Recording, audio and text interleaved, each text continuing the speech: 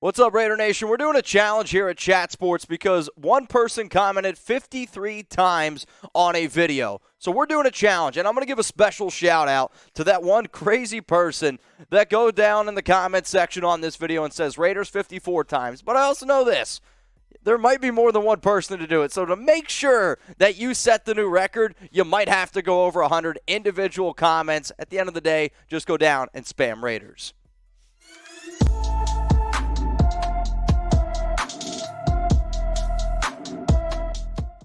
Raider Nation, what's going on? You're watching the Raiders Report, and today's show is presented by Panda Subs. I don't know if you can tell, I'm a little bit under the weather, which probably means I need to start taking more of the greens. And because Panda Subs is a big-time supporter of the Raiders Report, we're going to be doing a special offer on today's show. So 40% off. Yes, 40%. We usually do 35. Code GREENSBABY at pandasubs.com. So we're going to talk about some news. We're going to get into some rumors because some people have been asking me about some free agency questions, and I'll get to some of that at the back end of the show. We'll talk about some potential extension candidates, but I am going to start this off with the new preseason schedule. It's officially been announced, the very first game, and it's technically Week 0 because that's how the NFL works. August 4th, this is the Hall of Fame game up against the Jags. Then we got 10 days of rest going up against the Vikings, the Dolphins, and then the Patriots. I know in years past, Gruden didn't really play anyone. I'm hoping that we can at least see some of the players, but I do know this. I'm going to be live. I'm going to be breaking down every single preseason game, every single regular season game, and fingers crossed, some playoff games there too. So if you want to join me, maybe you can't make it out to Vegas. Maybe you can't get into Allegiant Stadium. We're going to be having a good time here on the Raiders Report, so hit that subscribe button and turn on those notifications. So coming up now here, we're going to get into the latest free agency rumors going on around the Silver and Black because there was a tweet that went out yesterday from Vincent Bonsignor, and a lot of people started asking me questions about it. And this is what it said. Latest on the Raiders roster. While you can't rule out any more moves, the sense is the Raiders are ready to roll forward with this group. I will say this. Take what Vinny says with a grain of salt, because at the end of the day, these beat writers, they're trying to do the exact same thing I'm doing. Take what they think and then go ahead and they turn it into a story. And I'll say this. Yes, Vinny does put out some good stuff, but blue check marks do not make you an insider. Vinny is also the captain of Schefter, Ian Rappaport saying this happens, and then he tweets out something 20 minutes later says, yes, I can confirm. Well, I can go ahead and do that too. All I'm saying is just because Vinny said it, it does not mean whatsoever that it's legitimate. I do know this. The Raiders are going to get $19.75 million after June 1st, which is why there's all this discussion in terms of could the Raiders go out and get somebody? We missed our opportunity on James Bradbury. He ended up signing with the Philadelphia Eagles on that 1-year, $10 million deal. But I also saw a troll down in the comments saying, Mitch doesn't even know how much money we're getting after June 1st. So let me break it down for all the trolls out. The Raiders decided to move on from Corey Littleton as a post-June 1st cut, and him and Nassib, which we'll look at both of those numbers. But the fact that the Raiders did that, it saves them $11.75 this season. Yes, it is going to be a $4.02 million dead cap hit, but Littleton was going to make $15.77. So you still save $11.75. Now, because of all the craziness that the Raiders already tried to do with Littleton's contract, you will also eat $9.97 million, but that is in 2023. Then you look at Carl Nassib's deal. Nassib was going to make about $9.65 million, and by cutting him, you save $8 million. So I'm not a mathematician by any means whatsoever, but $8 million from Nassib, $11.75 from Corey Littleton, $19.75 million is how much money the Raiders are going to have. Then you can add on top of that all the extra money that they have at salary cap. What makes it difficult right now for the Silver and Black is they have cap space, but they've already paid out so much cash, and from what I'm hearing, they don't want to have to continue to spend a lot of cash because that doesn't quite impact the salary cap, if that makes sense. So what we're going to be talking about here is this. Yes, I understand the Raiders might legitimately go with the roster that they have, but there are still a lot of talented free agents out there that I believe could potentially help out this team. I'm going to go through my top 5 players in terms of who would help the most, who could be maybe the most financially makes the most sense for us. That was a weird way. But anyway, we're going to talk about Panda Subs here, and because they got some awesome products, and we are doing a special thing with them. Use code GREENSBABY for 40% off at pandasubs.com. Whether you want their awesome tropical orange flavor or you want their pineapple flavor, I take a scoop of this every single morning, and it tries to make me feel a whole lot better. So in terms of the benefits, this is all the benefits that I personally think that they have. You get your joints. If you're trying to get something that helps out your joints, your brain health, your immune system, whether you're just trying to get more greens into your diet, get some more antioxidants, get that gut health going, an energy boost. It also helps with your hair, your skin, and your nails. This is like essentially 12 products in one, and it's just one scoop. It's super efficient. It's super easy to use. Remember, pandasubs.com. Use code GREENBABIES. I'm going to put that in the comments and description of today's video. So these top free agent targets that we're going to go ahead and look at. Again, I base this off of the biggest fits, needs, and prices. So you're going to see some free agents. You're like, wow, I can't believe this guy's not in your top 5.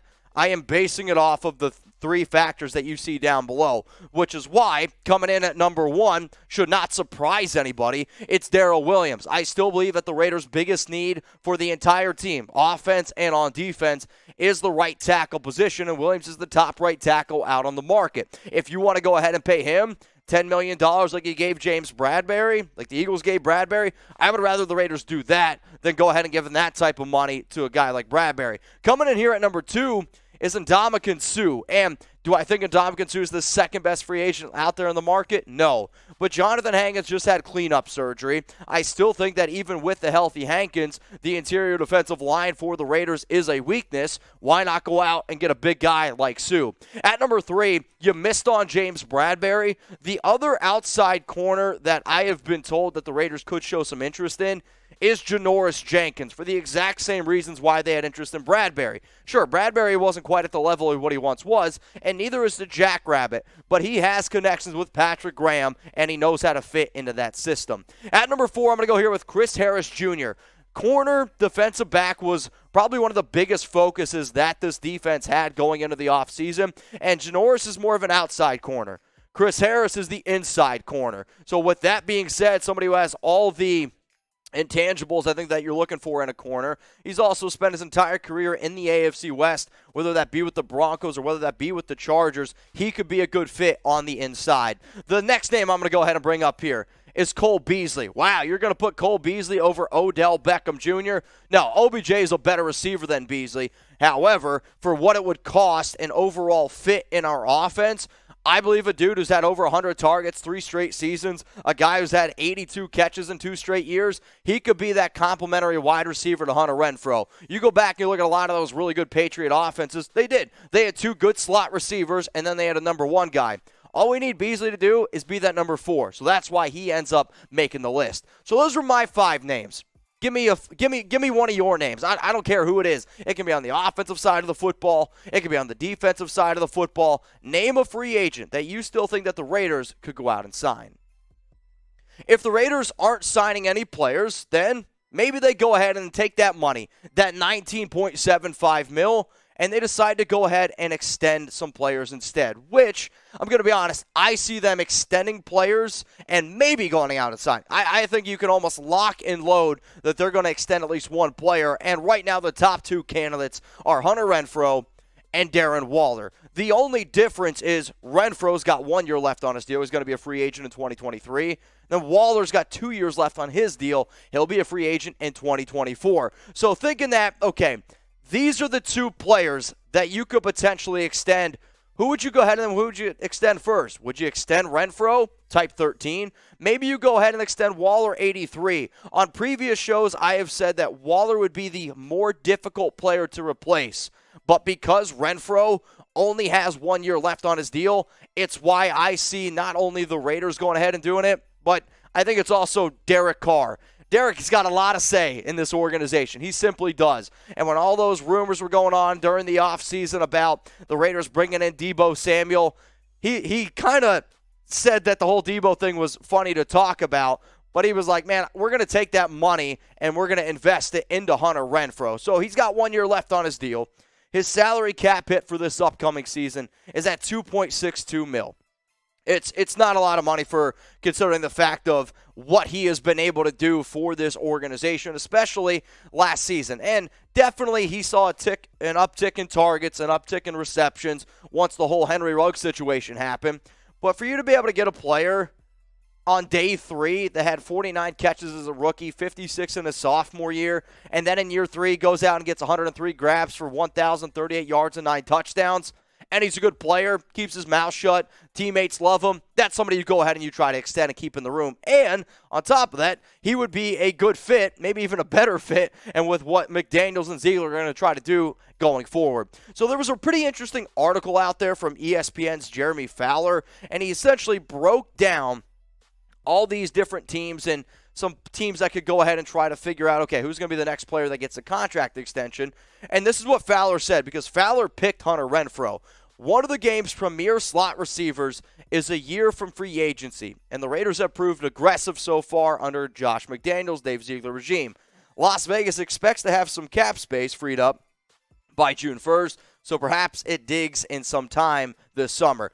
My Renfrow extension projection really hasn't changed all that much.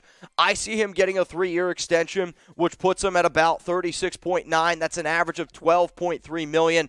When I look at some of the deals like DJ Chark got getting 12, I could see Renfrow getting that. And slot receivers usually do not make as much money as you see some of these other players get. But in terms of overall the extension, that then takes his new contract to, remember, he's got 1 year left on his deal, so you take that 12.3, you take the total million of 36.9, you add that to his current deal, you're looking at 4 years, almost $40 million, an average of just a hair under $10 million for Renfrow. I think a lot of people out here would say if you can get Hunter Renfrow for essentially $10 million over the next 4 years, that's a pretty good value. So my projection was 3 years, 36 and change. It's an average of $12.3 million per year. But this show is built on the backs of y'all, so let me know your Hunter Renfrow contract extension projection. Let me know down in the comments. Now, you guys can always hit me up on Instagram. You can always hit me up on Twitter. My boss, James Yoder, and I, we're going to be out in the Bay this weekend, and if you want to see where we're hanging out, if you want to see where you can come grab drinks with us on Saturday, May 21st, I have put this on Twitter, and I have posted it on my Instagram story. So if you want to come hang out, grab a beer, first round's on me. Check out my social media, at MitchellRents365. Let's also talk about, though, Darren Waller, because I do think if you're getting all this extra money, and let's say Vincent Bonsignore's correct and the Raiders are going to stand pat with the current roster they have, you do have to consider the fact that, okay, Waller also, I believe, deserves a contract extension because, yes, he's already had one. He signed that 3-year, $27 million deal back in 2019, but his cap hits of $7 million over the next 2 seasons, that's underpay for a player that is as talented and means so much to this organization.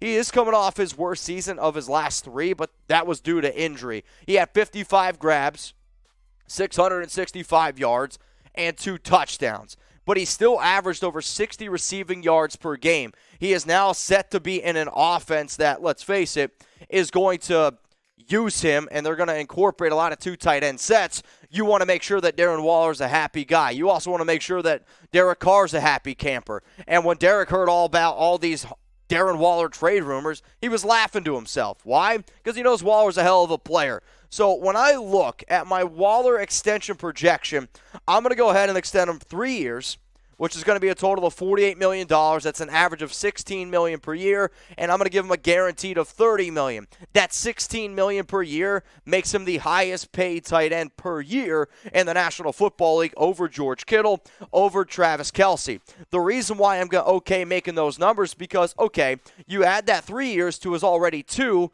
which gives him now a contract of 5 years at $62 million, but an average of 12.4. $12.4 million for Darren Waller doesn't even put him technically in the top 5 highest paid tight ends. Darren Waller, I think we'd all agree, is a top 5 tight end. Before I leave you all go, I've been trying to do this stuff on the end of my shows.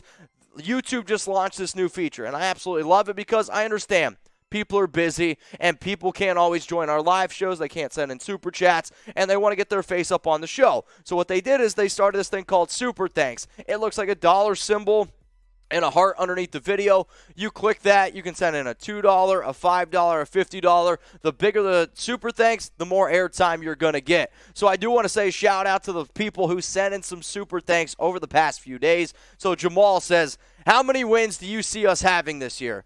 Well, Jamal, I put out a video last Wednesday about my projection, so please go ahead and check it out.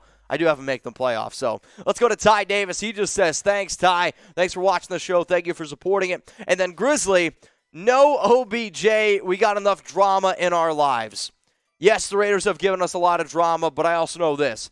A healthy OBJ would also give us a lot of wins, and that, I believe, would cause less drama.